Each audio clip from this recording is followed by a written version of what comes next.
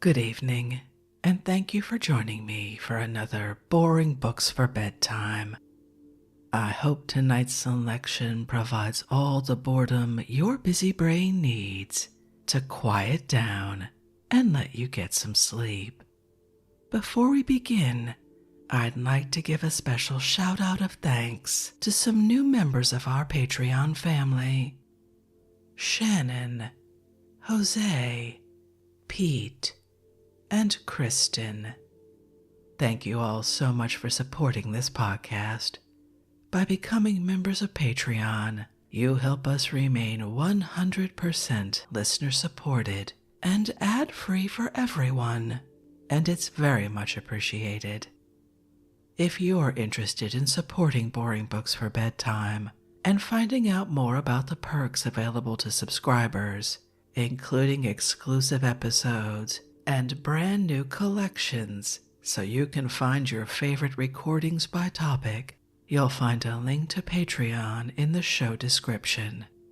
You'll also find a link to buymeacoffee.com where you can support us with a one-time tip, no subscription required. I hope you'll take a moment to check them out. Now, let's read and relax. Find a comfortable spot. Adjust your volume. Take a nice deep breath in. Let it out slowly. And off we go. Tonight, let's relax and sleep with more from a book whose popularity surprised me. Travels with a Donkey in the Cevennes by Robert Louis Stevenson, first published in 1879. Let's pick up right where we left off, with our author spending the night in the village of Boucher. Let's begin. I was up first in the morning, Monday, September 23rd, and hastened my toilette guiltily so as to leave a clear field for Madame the cooper's wife. I drank a bowl of milk and set off to explore the neighborhood of Boucher. It was perishing cold, a gray, windy, wintry morning. Misty clouds flew fast and low. The wind piped over the naked platform, and the only speck of color was away behind Mount Mazanque and the eastern hills, where the sky still wore the orange of the dawn. It was 5 in the morning and 4,000 feet above the sea, and I had to bury my hands in my pockets and trot. People were trooping out to the labors of the field by twos and threes, and all turned round to stare upon the stranger. I had seen them coming back last night. I saw them going afield again, and there was the life of Boucher in a nutshell. When I came back to the inn for a bit of breakfast, the landlady was in the kitchen, combing out her daughter's hair, and I made her my compliments upon its beauty. "Oh no," said the mother, "it is not so beautiful as it ought to be. Look, it is too fine." Thus does a wise peasantry console itself under adverse physical circumstances, and by a startling democratic process, the defects of the majority decide the type of beauty. "And where," said I, "is monsieur?" "The master of the house is upstairs," she answered, "making you a goad." Blessed be the man who invented goads. Blessed the innkeeper of Boucher St. Nicholas, who introduced me to their use. This plain wand was indeed a scepter when he put it in my hands. Thenceforward Modestine was mine. A prick and she passed the most inviting stable door. A prick and she broke forth into a gallant little trotlet that devoured the miles. It was not a remarkable speed when all was said, and we took 4 hours to cover 10 miles at the best of it. But what a heavenly change since yesterday! No more wielding of the ugly cudgel, no more flailing with an aching arm, no more broadsword exercise, but a discreet and gentlemanly fence. It was bleak and bitter cold, and except for a cavalcade of stride-legged ladies and a pair of post-runners, the road was dead solitary all the way to Pradelle. I scarce remember an incident but one. A handsome foal with a bell about his neck came charging up to us upon a stretch of common, sniffed the air martially as one about to do great deeds, and suddenly thinking otherwise in his green young heart, put about and galloped off as he had come, the bell tinkling in the wind. For a long while afterwards I saw his noble attitude as he drew up and heard the note of his bell, and when I struck the high road, the song of the telegraph wires seemed to continue the same music. Pradelle stands on a hillside, high above the Allier, surrounded by rich meadows. They were cutting aftermath on all sides, which gave the neighborhood this gusty autumn morning an untimely smell of hay. On the opposite bank of the Allier, the land kept mounting for miles to the horizon, a tanned and sallow autumn landscape, with black blots of fir wood and white roads wandering through the hills. Over all this, the clouds shed a uniform and purplish shadow, sad and somewhat menacing, exaggerating height and distance, and throwing into still higher relief the twisted ribbons of the highway.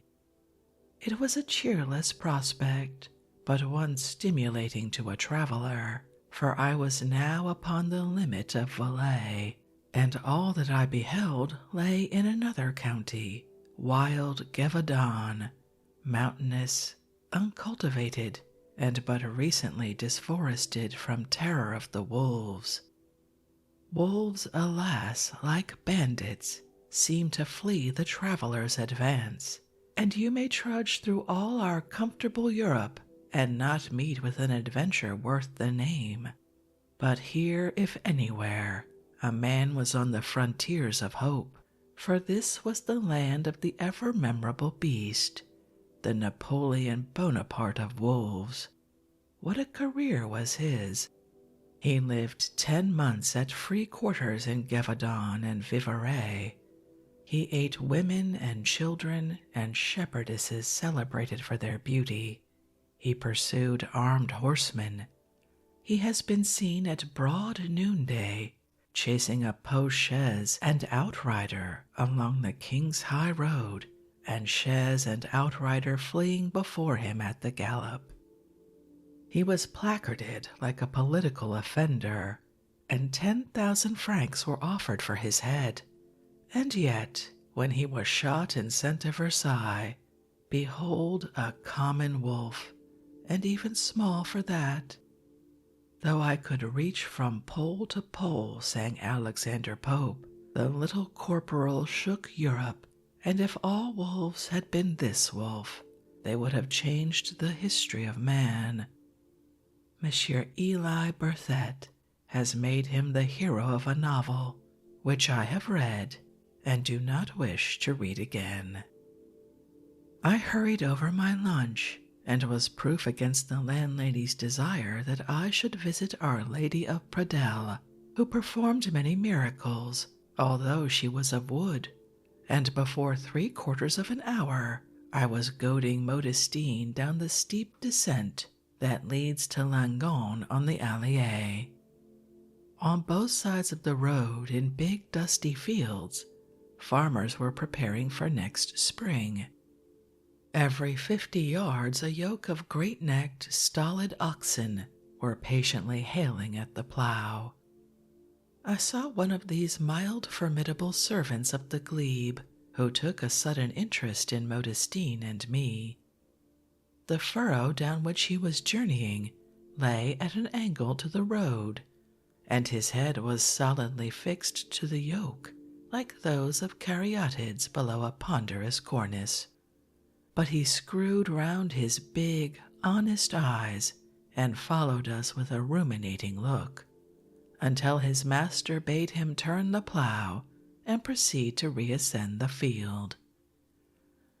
From all these furrowing ploughshares, from the feet of oxen, from a laborer here and there who was breaking the dry clods with a hoe, the wind carried away a thin dust like so much smoke. It was a fine, busy, breathing, rustic landscape, and as I continued to descend, the highlands of Gevaudan kept mounting in front of me against the sky. I had crossed the Loire the day before. Now I was to cross the Allier.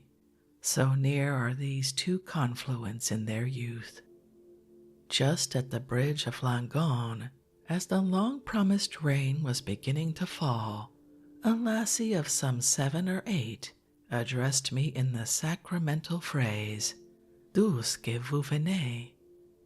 She did it with so high an air that she set me laughing, and this cut her to the quick. She was evidently one who reckoned on respect, and stood looking after me in silent dudgeon as I crossed the bridge and entered the country of Gevaudan. Upper Gevaudan. The way also here was very wearisome through dirt and slabbiness, nor was there on all this ground so much as one inn or victualling house, wherein to refresh the feebler sort. The next day, Tuesday, September 24th, it was 2 o'clock in the afternoon before I got my journal written up and my knapsack repaired, for I was determined to carry my knapsack in the future and have no more ado with baskets. And half an hour afterwards, I set out for Le Chayard-l'Evêque, a place on the borders of the forest of Mercoire. A man, I was told, should walk there in an hour and a half, and I thought it scarce too ambitious to suppose that a man encumbered with a donkey might cover the same distance in 4 hours. All the way up the long hill from Langon, it rained and hailed alternately. The wind kept freshening steadily, although slowly. Plentiful hurrying clouds, some dragging veils of straight rain shower, others massed and luminous as though promising snow, careered out of the north and followed me along my way. I was soon out of the cultivated basin of the Allier and away from the ploughing oxen and such like sights of the country. Moor, heathery marsh, tracts of rock and pines, woods of birch all jeweled with the autumn yellow, here and there a few naked cottages and bleak fields. These were the characters of the country. Hill and valley followed valley and hill. The little green and stony cattle tracks wandered in and out of one another, split into 3 or 4, died away in marshy hollows, and began again sporadically on hillsides or at the borders of a wood. There was no direct road to Chayard, and it was no easy affair to make a passage in this uneven country and through this intermittent labyrinth of tracks. It must have been about 4 when I struck Sagnerousse and went on my way rejoicing in a sure point of departure. 2 hours afterwards, the dusk rapidly falling, in a lull of the wind, I issued from a fir wood where I had long been wandering, and found not the looked-for village, but another marish bottom, among rough and tumble hills. For some time past I had heard the ringing of cattle bells ahead, and now as I came out of the skirts of the wood, I saw near upon a dozen cows, and perhaps as many more black figures, which I conjectured to be children, although the mist had almost unrecognizably exaggerated their forms. They were all silently following each other round and round in a circle, now taking hands, now breaking up with chains and reverences. A dance of children appeals to very innocent and lively thoughts, but at nightfall on the marshes, the thing was eerie and fantastic to behold. Even I, who am well enough read in Herbert Spencer, felt a sort of silence fall for an instant on my mind. The next I was pricking Modestine forward and guiding her like an unruly ship through the open. In a path, she went doggedly ahead of her own accord, as before a fair wind, but once on the turf or among heather, and the brute became demented. The tendency of lost travelers to go round in a circle was developed in her to the degree of passion, and it took all the steering I had in me to keep even a decently straight course through a single field. While I was thus desperately tacking through the bog, children and cattle began to disperse, until only a pair of girls remained behind. From these I sought direction on my path. The peasantry in general were but little disposed to counsel the wayfarer. One old devil simply retired into his house and barricaded the door on my approach, and I might beat and shout myself hoarse, he turned a deaf ear. Another, having given me a direction which, as I found afterwards, I had misunderstood, complacently watched me going wrong without adding a sign. He did not care a stalk of parsley if I wandered all night upon the hills. As for these two girls, they were a pair of impudents, with not a thought but mischief. One put out her tongue at me, the other bade me follow the cows, and they both giggled and jogged each other's elbows. The Beast of Gevaudan ate about 100 children of this district. I began to think of him with sympathy. Leaving the girls, I pushed on through the bog, and got into another wood and upon a well-marked road. It grew darker and darker. Modestine, suddenly beginning to smell mischief, bettered the pace of her own accord, and from that time forward gave me no trouble. It was the first sign of intelligence I had occasion to remark in her. At the same time, the wind freshened into half a gale, and another heavy discharge of rain came flying up out of the north. At the other side of the wood, I sighted some red windows in the dusk. This was the hamlet of Fuselic, 3 houses on a hillside near a wood of birches. Here I found a delightful old man who came a little way with me in the rain to put me safely on the road for Chelard. He would hear of no reward, but shook his hands above his head, almost as if in menace, and refused volubly and shrilly in unmitigated patois. All seemed right at last. My thoughts began to turn upon dinner and a fireside, and my heart was agreeably softened in my bosom.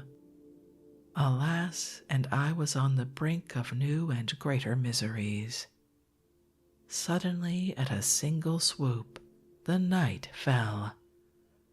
I have been abroad in many a black night, but never in a blacker. A glimmer of rocks, a glimmer of the track where it was well beaten, a certain fleecy density, or night within night, for a tree, This was all that I could discriminate. The sky was simply darkness overhead. Even the flying clouds pursued their way invisibly to human eyesight. I could not distinguish my hand at arm's length from the track, nor my goad at the same distance from the meadows or the sky. Soon the road that I was following split, after the fashion of the country, into 3 or 4 in a piece of rocky meadow. Since Modestine had shown such a fancy for beaten roads, I tried her instinct in this predicament, but the instinct of an ass is what might be expected from the name. In half a minute, she was clambering round and round among some boulders, as lost a donkey as you would wish to see. I should have camped long before had I been properly provided, but as this was to be so short a stage, I had brought no wine nor bread for myself, and little over £1 for my lady friend. Add to this that I and Modestine were both handsomely wetted by the showers. But now, if I could have found some water, I should have camped at once in spite of it all. Water, however, being entirely absent, except in the form of rain, I determined to return to Fuselic and ask a guide a little farther on my way, a little farther lend thy guiding hand. The thing was easy to decide, hard to accomplish. In this sensible roaring blackness I was sure of nothing but the direction of the wind. To this I set my face. The road had disappeared, and I went across country, now in marshy opens, now baffled by walls unscalable to Modestine, until I came once more in sight of some red windows.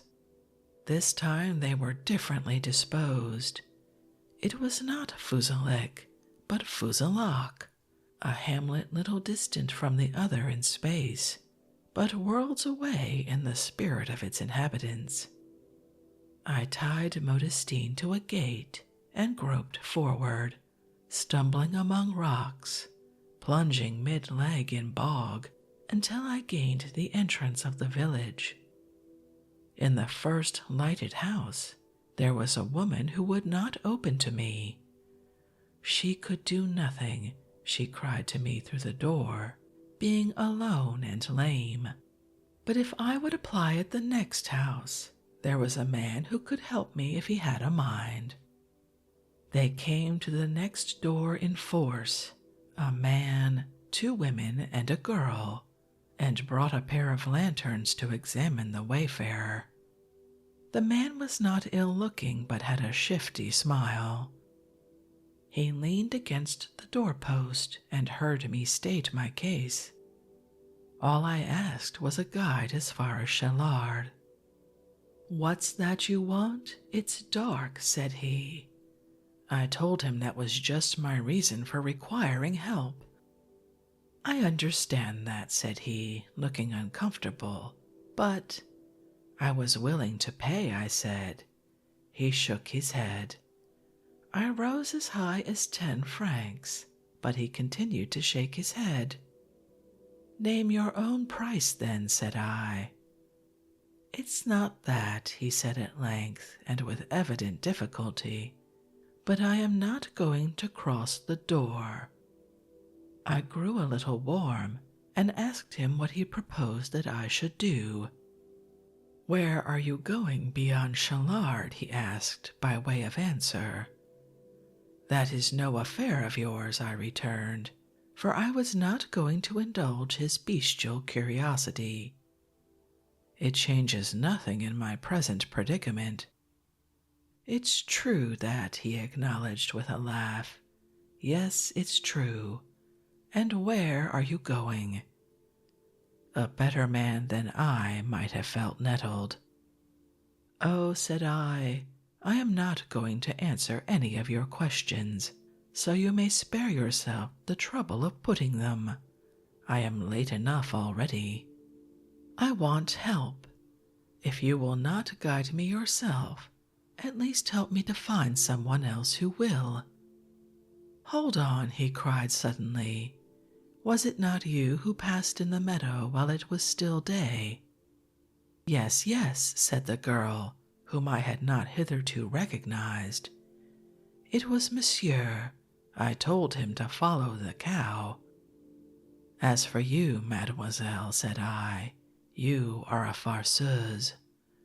"And," added the man, "what the devil have you done to be still here?" What the devil indeed, but there I was. "The great thing," said I, "is to make an end of it," and once more proposed that he should help me to find a guide. "It's just that," he said again, it's dark." "Very well," said I, "take one of your lanterns."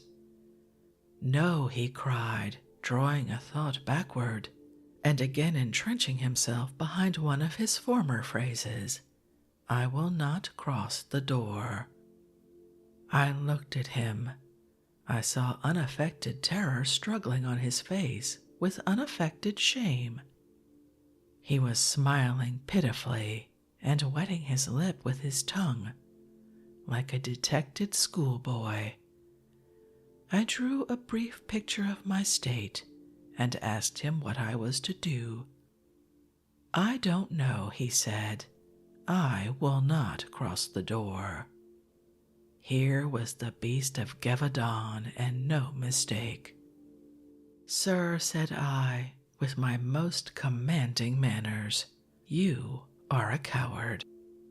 And with that I turned my back upon the family party, who hastened to retire within their fortifications, and the famous door was closed again, but not till I had overheard the sound of laughter. Filia barbara pater barbarior. Let me say it in the plural, the beasts of Gevaudan. The lanterns had somewhat dazzled me, and I plowed distressfully among stones and rubbish heaps. All the other houses in the village were both dark and silent, and though I knocked at here and there a door, my knocking was unanswered. It was a bad business. I gave up Fuselac with my curses. The rain had stopped, and the wind, which still kept rising, began to dry my coat and trousers. Very well, thought I, water or no water, I must camp. But the first thing was to return to Modestine. I am pretty sure I was 20 minutes groping for my lady in the dark, and if it had not been for the unkindly services of the bog, into which I once more stumbled, I might have still been groping for her at the dawn. My next business was to gain the shelter of a wood, for the wind was cold as well as boisterous. How in this well-wooded district I should have been so long in finding one is another of the insoluble mysteries of this day's adventures. But I will take my oath that I put near an hour to the discovery. At last black trees began to show upon my left, and suddenly crossing the road, made a cave of unmitigated blackness right in front. I call it a cave without exaggeration. To pass below that arch of leaves was like entering a dungeon. I felt about until my hand encountered a stout branch, and to this I tied Modestine, a haggard, drenched, desponding donkey. Then I lowered my pack, laid it along the wall on the margin of the road, and unbuckled the straps. I knew well enough where the lantern was, but where were the candles? I groped and groped among the tumbled articles, and while I was thus groping, suddenly I touched the spirit lamp.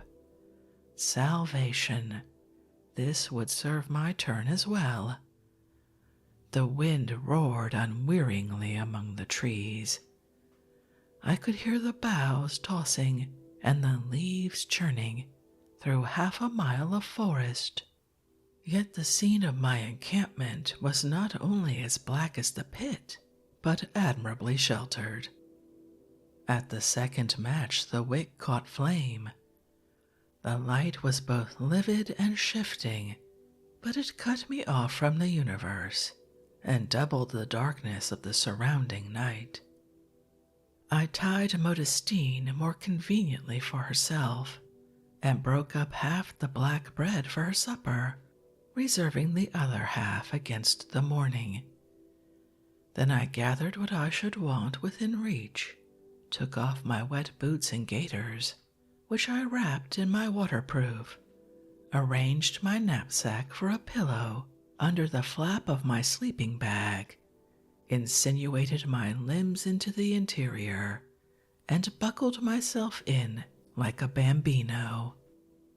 I opened a tin of bologna sausage and broke a cake of chocolate, and that was all I had to eat. It may sound offensive, but I ate them together, bite by bite, by way of bread and meat. All I had to wash down this revolting mixture was neat brandy, a revolting beverage in itself, but I was rare and hungry, ate well, and smoked one of the best cigarettes in my experience. Then I put a stone in my straw hat, pulled the flap of my fur cap over my neck and eyes, put my revolver ready to my hand, and snuggled well down among the sheepskins. I questioned at first if I were sleepy, for I felt my heart beating faster than usual, as if with an agreeable excitement to which my mind remained a stranger. But as soon as my eyelids touched, that subtle glue leaped between them, and they would no more come separate. The wind among the trees was my lullaby. Sometimes it sounded for minutes together with a steady, even rush, not rising nor abating. And again it would swell and burst like a great crashing breaker, and the trees would patter me all over with big drops from the rain of the afternoon. Night after night, in my own bedroom in the country, I have given ear to this perturbing concert of the wind among the woods, but whether it was a difference in the trees, or the lie of the ground, or because I was myself outside and in the midst of it, the fact remains that the wind sang to a different tune among these woods of Gevaudan. I hearkened, and meanwhile sleep took gradual possession of my body and subdued my thoughts and senses. But still, my last waking effort was to listen and distinguish, and my last conscious state was one of wonder at the foreign clamor in my ears. Twice in the course of the dark hours, once when a stone galled me underneath the sack, and again when the poor patient Modestine, growing angry, pawed and stamped upon the ground, I was recalled for a brief while to consciousness, and saw a star or two overhead, and the lace-like edge of the foliage against the sky. When I awoke for the third time, Wednesday, September 25th, the world was flooded with a blue light, the mother of the dawn. I saw the leaves laboring in the wind and the ribbon of the road, and on turning my head, there was Modestine tied to a beech and standing half across the path in an attitude of inimitable patience. I closed my eyes again and set to thinking over the experience of the night. I was surprised to find how easy and pleasant it had been, even in this tempestuous weather.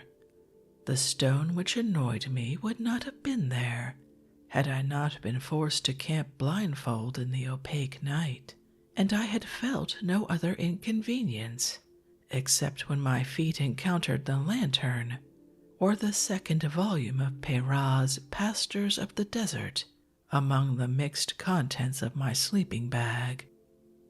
Nay, more, I had felt not a touch of cold, and awakened with unusually lightsome and clear sensation. With that I shook myself, got once more into my boots and gaiters, and breaking up the rest of the bread for Modestine, strolled about to see in what part of the world I had awakened. Ulysses, left on Ithaca, and with a mind unsettled by the goddess, was not more pleasantly astray. I have been after an adventure all my life, a pure, dispassionate adventure, such as befell early and heroic voyagers, and thus to be found by morning in a random woodside nook in Gevaudan, not knowing north from south, as strange to my surroundings as the first man upon the earth, an inland castaway, was to find a fraction of my daydreams realized. I was on the skirts of a little wood of birch sprinkled with a few beeches. Behind it adjoined another wood of fir, and in front it broke up and went down in open order into a shallow and meadowy dale. All around there were bare hilltops, some near, some far away, as the perspective closed or opened, but none apparently much higher than the rest. The wind huddled the trees. The golden specks of autumn in the birches tossed shiveringly. Overhead, the sky was full of strings and shreds of vapor, flying, vanishing, reappearing, and turning about an axis like tumblers, as the wind hounded them through heaven. It was wild weather and famishing cold. I ate some chocolate, swallowed a mouthful of brandy, and smoked a cigarette before the cold should have time to disable my fingers. And by the time I had got all this done, and had made my pack and bound it on the pack saddle, the day was tiptoe on the threshold of the east. We had not gone many steps along the lane before the sun, still invisible to me, sent a glow of gold over some cloud mountains that lay ranged along the eastern sky. The wind had us on the stern and hurried us bitingly forward. I buttoned myself into my coat and walked on in a pleasant frame of mind with all men, when suddenly at a corner there was Fuselic once more in front of me. Not only that, but there was the old gentleman who had escorted me so far the night before, running out of his house at sight of me, with hands upraised in horror. "My poor boy," he cried, "what does this mean?" I told him what had happened. He beat his old hands like clappers in a mill to think how lightly he had let me go. But when he heard of the man of Fuselac, anger and depression seized upon his mind. "This time at least," said he, "there shall be no mistake." And he limped along, for he was very rheumatic, for about half a mile, and until I was almost within sight of Chelard, the destination I had hunted for so long. Chelard and Luc. Candidly, it seemed little worthy of all this searching. A few broken ends of village with no particular street, but a succession of open places heaped with logs, a couple of tilted crosses, a shrine to Our Lady of All Graces on the summit of a little hill, and all this upon a rattling highland river in the corner of a naked valley. What went ye out for to see, thought I to myself. But the place had a life of its own. I found a board commemorating the liberalities of Cheylard for the past year, hung up like a banner in the diminutive and tottering church. In 1877, it appeared, the inhabitants subscribed 48 francs 10 centimes for the work of the propagation of the faith. Some of this I could not help hoping would be applied to my native land. Cheylard scrapes together halfpence for the darkened souls in Edinburgh, while Balquhidder and Dunrossness bemoan the ignorance of Rome. Thus to the high entertainment of the angels do we pelt each other with evangelists, like schoolboys bickering in the snow. The inn was again singularly unpretentious. The whole furniture of a not ill-to-do family was in the kitchen, the beds, the cradle, the clothes, the plate rack, the meal chest, and the photograph of the parish priest. There were 5 children, one of whom was set to its morning prayers at the stair-foot soon after my arrival, and a 6th would ere long be forthcoming. I was kindly received by these good folk. They were much interested in my misadventure. The wood in which I had slept belonged to them. The man of Fuselac they thought a monster of iniquity, and counseled me warmly to summon him at law, because I might have died. The good wife was horror-stricken to see me drink over a pint of uncreamed milk. "You will do yourself an evil," she said. "Permit me to boil it for you." After I had begun the morning on this delightful liquor, she having an infinity of things to arrange, I was permitted, nay requested, to make a bowl of chocolate for myself. My boots and gaiters were hung up to dry, and seeing me trying to write my journal on my knee, the eldest daughter let down a hinged table in the chimney corner for my convenience. Here I wrote, drank my chocolate, and finally ate an omelette before I left. The table was thick with dust, for as they explained, it was not used except in winter weather. I had a clear look up the vent, through brown agglomerations of soot and blue vapor to the sky, and whenever a handful of twigs was thrown onto the fire, my legs were scorched by the blaze. The husband had begun life as a muleteer, and when I came to charge Modestine, showed himself full of the prudence of his art. "You will have to change this package," said he. "It ought to be in 2 parts, and then you might have double the weight." I explained that I wanted no more weight, and for no donkey hitherto created would I cut my sleeping bag in 2. "It fatigues her, however," said the innkeeper. "It fatigues her greatly on the march." They told me when I started, and I was ready to believe it, that before a few days I should come to love Modestine like a dog. 3 days had passed. We had shared some misadventures, and my heart was still as cold as a potato towards my beast of burden. She was pretty enough to look at, but then she had given proof of dead stupidity, redeemed indeed by patience, but aggravated by flashes of sorry and ill-judged lightheartedness, and I own this new discovery seemed another point against her. What the devil was the good of a she-ass if she could not carry a sleeping bag and a few necessities? I saw the end of the fable rapidly approaching when I should have to carry Modestine. Aesop was the man to know the world. I assure you I set out with heavy thoughts upon my short day's march.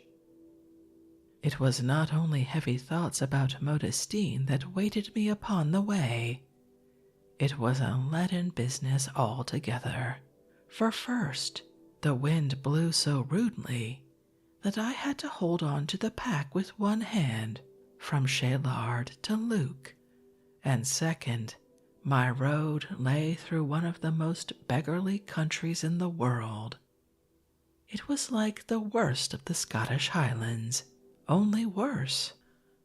Cold, naked, ignoble, scant of wood, scant of heather, scant of life.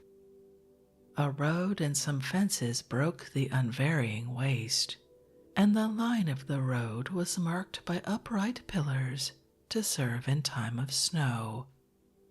Why anyone should desire to visit either Luc or Chelard is more than my much inventing spirit can suppose. For my part, I travel not to go anywhere, but to go.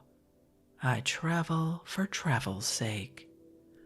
The great affair is to move, to feel the needs and hitches of our life more nearly, to come down off this feather bed of civilization and find the globe granite underfoot and strewn with cutting flints. Alas, as we get up in life and are more preoccupied with our affairs, even a holiday is a thing that must be worked for. To hold a pack upon a pack saddle against a gale out of the freezing north is no high industry, but it is one that serves to occupy and compose the mind. And when the present is so exacting, who can annoy himself about the future? I came out at length above the Allier. A more unsightly prospect at this season of the year it would be hard to fancy. Shelving hills rose round it on all sides, here dabbled with wood and fields, there rising to peaks, alternately naked and hairy with pines. The color throughout was black or ashen, and came to a point in the ruins of the old castle of Luc, which pricked up impudently from below my feet, carrying on a pinnacle a tall white statue of Our Lady, which I heard with interest weighed 50 quintals and was to be dedicated on the 6th of October. Through this sorry landscape trickled the Allier, and a tributary of nearly equal size, which came down to join it through a broad nude valley in Vivarais.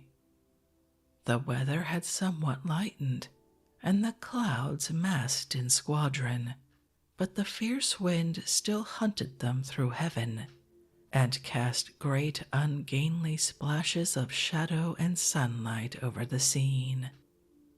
Luc itself was a straggling double file of houses wedged between hill and river.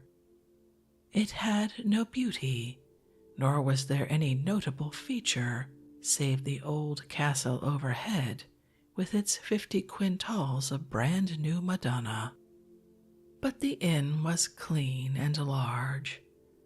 The kitchen with its 2 box beds hung with clean check curtains, with its wide stone chimney, its chimney shelf 4 yards long, and garnished with lanterns and religious statuettes, its array of chests and pair of ticking clocks, was the very model of what a kitchen ought to be, a melodrama kitchen suitable for bandits or noblemen in disguise.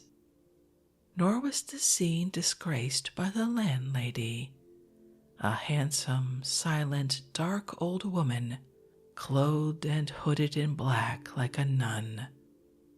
Even the public bedroom had a character of its own, with the long deal tables and benches where 50 might have dined, set out as for a harvest home, and the 3 box beds along the wall.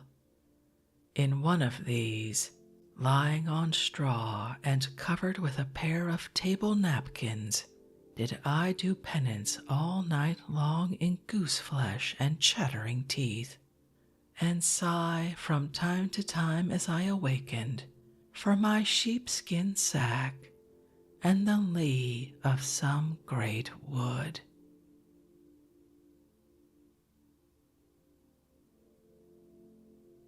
And with another evening in a mountain inn, I think we'll end this evening's reading from Travels with a Donkey in the Cevennes by Robert Louis Stevenson. Having never read this book before, I'm not sure where we're going, but right now I hope it's to the donkey's revenge. If you'd like to read this work for yourself, as always, you'll find a link to a free ebook from Project Gutenberg in the show description. If you'd like to connect, suggest a boring book you'd like to hear read, or request more from one we've already started, you can drop me an email via our website, www.boringbookspod.com. It's always a pleasure to hear from you. Thank you so much for joining me for this evening's reading. Until our next boring book, good night.